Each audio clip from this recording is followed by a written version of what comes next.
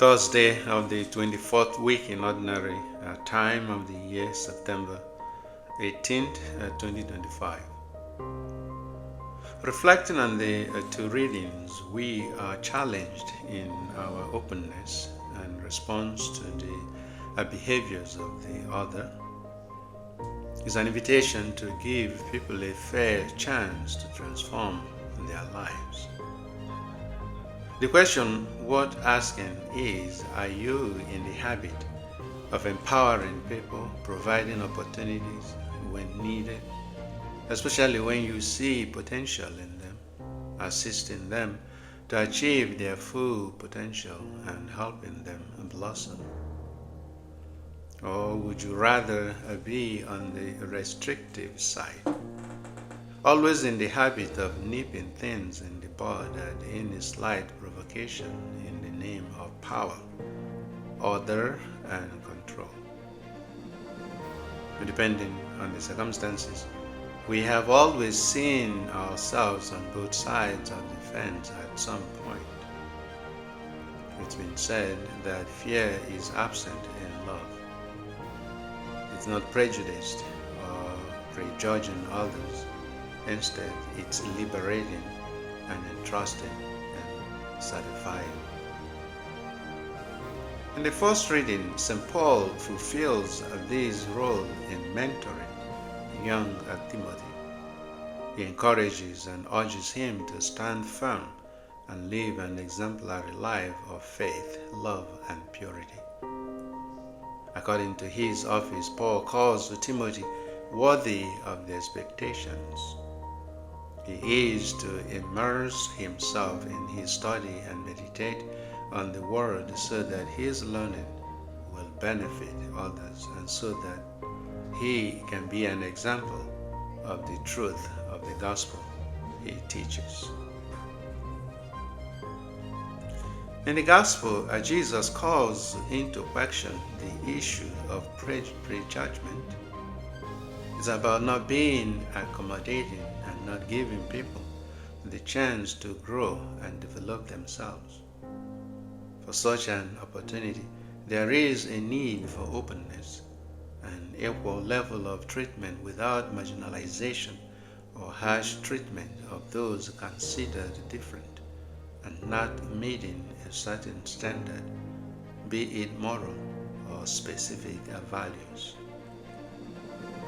If someone is not given a listening ear or allowed a growing opportunity, how can a person make a change? This issue of accompanying people in need is at the heart of what Jesus was getting at in the house of the Pharisee, who showed him hospitality because he is Jesus, but looks down on others he considers unworthy. In contrast, he closes off his heart to those he sees as sinful and makes no room for their transformation. For Jesus, it was a no-no. In a short parable, Simon appears to be one of the two people in debt to a certain creditor, one owing a lesser amount while the other owes a higher amount. Both were unable to make their payment.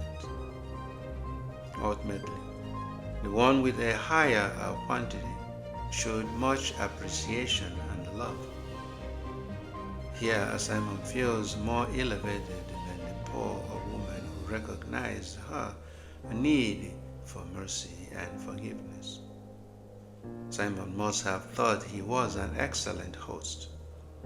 Unbeknownst to him, he was poor at hosting.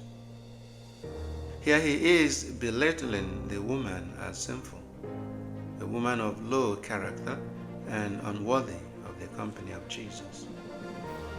Humans are good at assessing others from the external manifestation, but poorly at reading the inner heart feelings.